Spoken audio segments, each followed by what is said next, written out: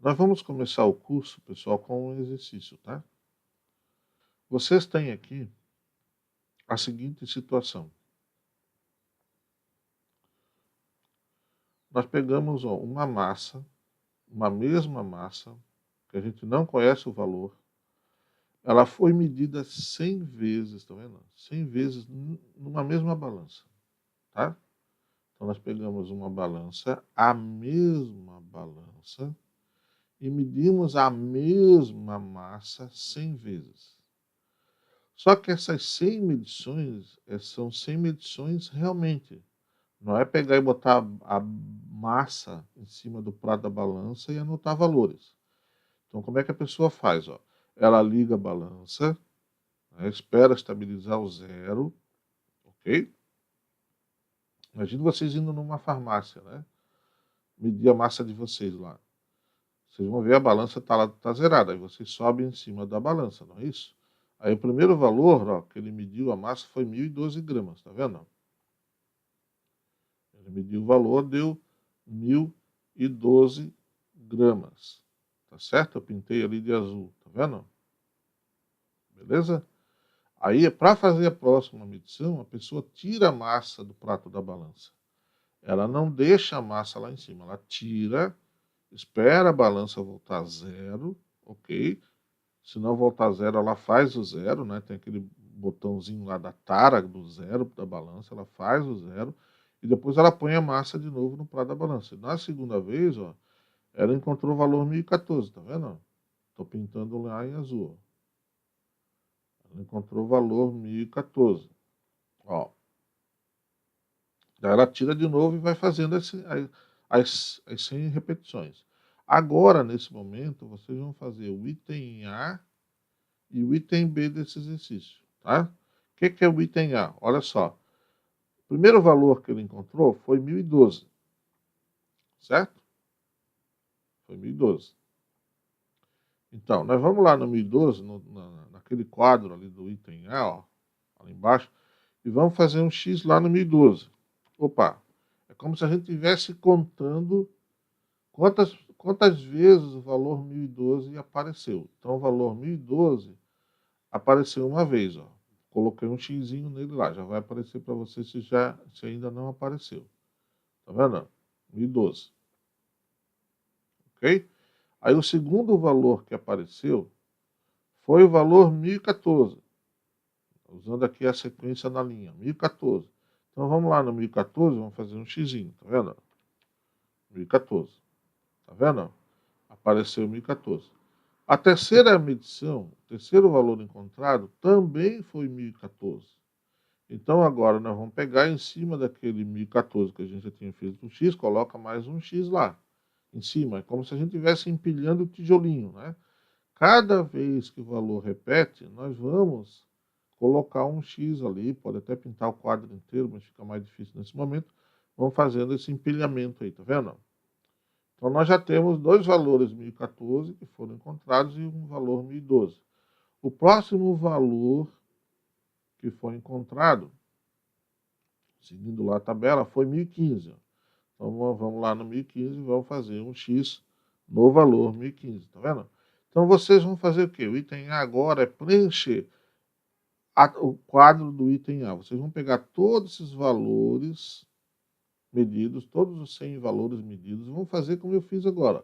Um a um, vocês vão colocando aqui no quadro do item A. No item B, o que vocês vão fazer? No item B, vocês vão somar quantas vezes apareceu o valor 1.008, quantas vezes apareceu 1.009, quantas vezes apareceu 1.010, quantas vezes apareceu 1.012. Ou seja, no item B, ó, determine a frequência de cada indicação, tá vendo? Indicação é o termo usado no vocabulário internacional de meteorologia, que eu já vou mostrar para vocês ele aí, que é o valor que o instrumento nos mostra. Quando a gente vai na frente do instrumento, ele está mostrando para nós um valor medido, o vocabulário chama ou valor medido ou de indicação, né? Então nós vamos chamar de indicação aí também.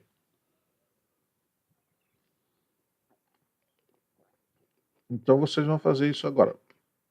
Item A e item B. Por favor, façam isso então. Preencham esse quadro do item A. Tá claro o que é para fazer, pessoal? Bem, nós vamos ter que usar algumas ferramentas da estatística aqui no curso, só que a gente não quer complicar, tá, pessoal? Então, nós vamos usar algumas ferramentas bastante básicas, bastante simples, né? Uma delas é essa questão aí da distribuição de probabilidade normal, tá? Nós vamos precisar um pouquinho dela, mas sem complicar, sem tornar a coisa muito pesada, digamos assim, tá? Para quem já terminou, eu vou fazer duas perguntas aí, tá? Qual é o valor da massa que foi medido? Olha a pergunta. Qual é o valor da massa que foi medido? Essa é uma pergunta. Qual o valor da massa que foi medido? Essa é uma coisa, uma pergunta. E outra pergunta, qual o valor mais provável da massa? Tá vendo? São duas questões interessantes. Ó. Qual o valor da massa e qual o valor mais provável dessa massa? Nós medimos para determinar o valor da grandeza, não é isso? Só que eu vou dizer para você o seguinte, a gente, quando vai medir, a gente infelizmente nunca consegue descobrir qual o valor da grandeza que a gente está medindo. A gente apenas estima ela. Esse exemplo aí é bem interessante. Então, vou compartilhar minha tela aqui com vocês. Vocês devem ter chego nesse resultado que está aí na tela. Olha só. Olha que interessante. Essa distribuição que está aí na mão, nós chamamos ela de distribuição de probabilidade normal, ou de Gauss, ou Gaussiana, ou de sino. Quem já estudou um pouquinho de estatística, né? Quem já estudou um pouquinho de estatística já viu isso aí na vida. Tá certo? Bom, essa distribuição ela é muito importante. Vamos explicar o porquê que a gente chama de distribuição de probabilidade normal. Então, por que a gente chama de distribuição? Porque a gente consegue enxergar como é que os resultados medidos estão distribuídos. Bom, como assim, Gilberto? Olha só. Olha a pergunta que eu vou fazer. Os dados se concentram mais no centro ou nas extremidades? Olha a pergunta. Os resultados medidos estão mais concentrados no centro, no meio ou nas extremidades? O que vocês vão responder? Nas extremidades é mais raro, não é isso, os valores? Os dados estão mais concentrados aqui no meio, certo? Na região central. No centro, é isso aí. Ok? Lá no centro. À medida que a gente sai do centro e vai para o lado direito dela, para o lado esquerdo dela, o que acontece com os valores? Vão caindo. Ó. A quantidade de valores que aparecem, à medida que a gente vai indo para a direita dessa distribuição, ou para a esquerda, vão se tornando mais raros. Perceberam? Então, a gente diz que, na verdade, a gente consegue enxergar aqui a distribuição. Como é que os resultados se distribuem? Eles estão mais concentrados no centro e mais raro nas extremidades. Tudo bem até aí, galera? Tudo tranquilo? Então, por isso que a gente usa o termo distribuição. Por que probabilidade? Por que probabilidade? Ó? Vamos lá. Por que a gente fala em probabilidade? Né? Distribuição de probabilidade. Ó, nós fizemos 100 medições, certo? Fizemos 100 medições.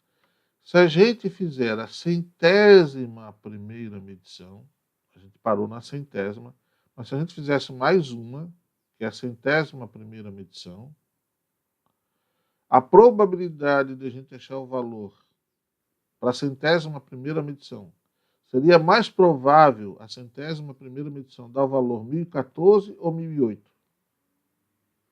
O que vocês acham? Por que é mais provável na 100ª medição dar 1014 do que 1008?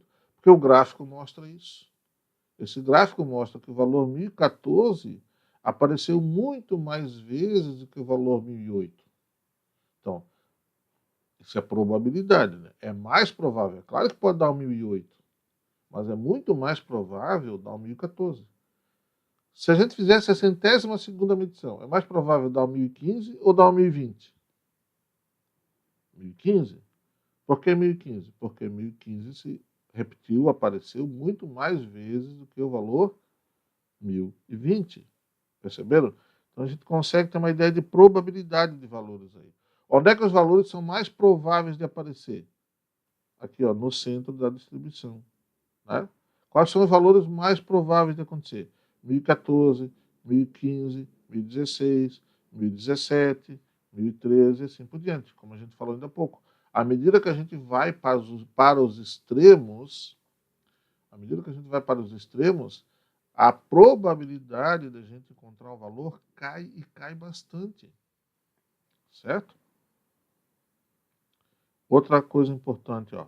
Por que a gente chama de distribuição de probabilidade normal? Porque o Gauss, que é a pessoa que desenvolveu essa distribuição, foi a primeira que estudou ela tinha vários alunos, né? Vários seguidores, digamos assim, na época da estatística lá, quando ele começou a trabalhar com isso. Então ele pediu para todos os alunos dele o seguinte, ó, você está medindo aqui, nós estamos medindo massa. Você lá vai medir pressão, você mede tensão na rede, você mede um volume, você mede um comprimento com o mesmo equipamento, N vezes, etc, etc. Façam N medições, várias medições, e façam o gráfico da distribuição de resultados.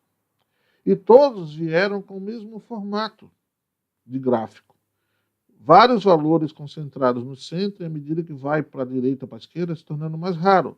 Então, o que é que Gauss percebeu naquela época? Olha, esse tipo de distribuição de probabilidade é normal, não é uma característica exclusiva da área massa. Isso acontece com todas as grandezas, tempo, temperatura, pressão, força, comprimento, volume, densidade, metal pesado em água, o que vocês imaginarem. Ou seja, a distribuição normal ela é típica das medições. Se você continuar fazendo N medições daquilo que você faz no dia a dia, você vai chegar numa distribuição normal. Agora, por que nós não conseguimos enxergar que nas nossas medições no dia a dia tem essa distribuição normal por trás? Porque no nosso dia a dia, quantas repetições a gente faz? 3, 4, 2, 5. E nós não conseguimos construir um gráfico desse, né? Nós não conseguimos construir um gráfico desse com 4, 5 repetições. Por isso que a gente está fazendo aqui com 100. O mínimo para a gente ter uma ideia de uma distribuição dessa é com 30 valores. Abaixo de 30 já fica um pouco difícil a gente identificar que a distribuição normal realmente existe por trás de todas as medições. Então, olha só. Existe aqui uma distribuição de probabilidade normal, né, que é comum a todas as áreas. Por isso que a gente chama, então, de distribuição de probabilidade normal, ou de Gauss, ou gaussiana, ou de sino. Em homenagem a Gauss, a gente chama de Gauss, ou gaussiana, ou de sino porque ela parece um sino, né? Depois eu vou mostrar para vocês como é que a gente representa ela. Olhando assim ela de frente, ela parece um sino. Ela lembra um jeitão de um sino, tá bom? Aí a pergunta que eu fiz para você é a seguinte, ó. Qual é o valor da massa? Eu vou responder para vocês. Só sei que nada sei. Tá vendo? Por que só sei que nada sei? Porque nós nunca vamos saber qual é o valor da massa. Por que nós nunca vamos saber qual é o valor da massa? A única coisa que a gente sabe é que o valor da massa está entre 1008 até 1022. Perceberam?